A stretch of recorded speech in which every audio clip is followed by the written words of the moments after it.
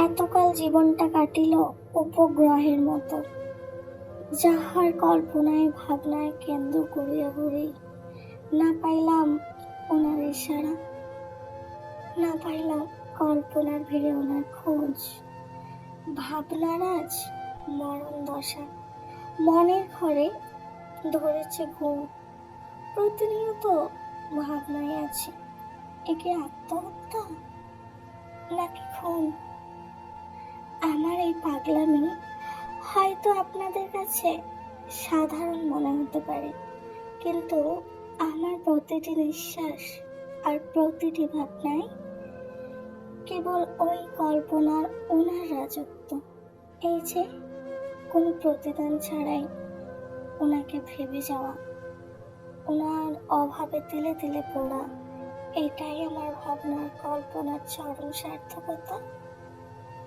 পৃথিবীর কাছে হয়তো আমি সাধারণ একজন, কিন্তু কল্পনা ওনার কাছে আমি এক মস্ত বড় পাগলি।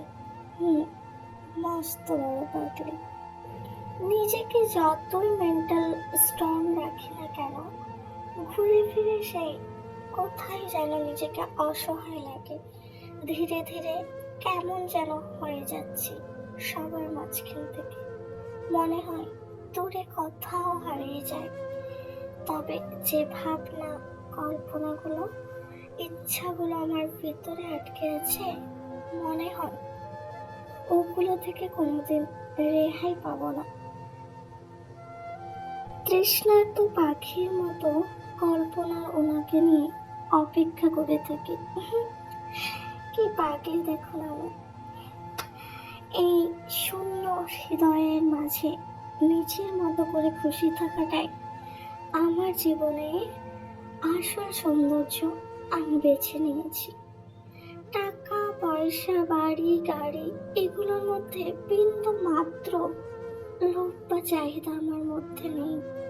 তবে হ্যাঁ, কোনো একজনের নিঃস্বার্থ ভালোবাসা পাওয়ার গভীর লোভ আমার মধ্যে আছে। গো, জানি না সস্তা ভালোবাসার ভিড়ে সঠিক মানুষ চেনা বড্ড কঠিন।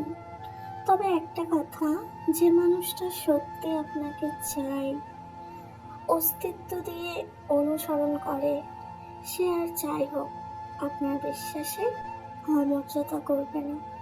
তাই কেউ যদি মনের মানুষ পেয়ে থাকেন, যত্ন করে আগলে রেখে দিন।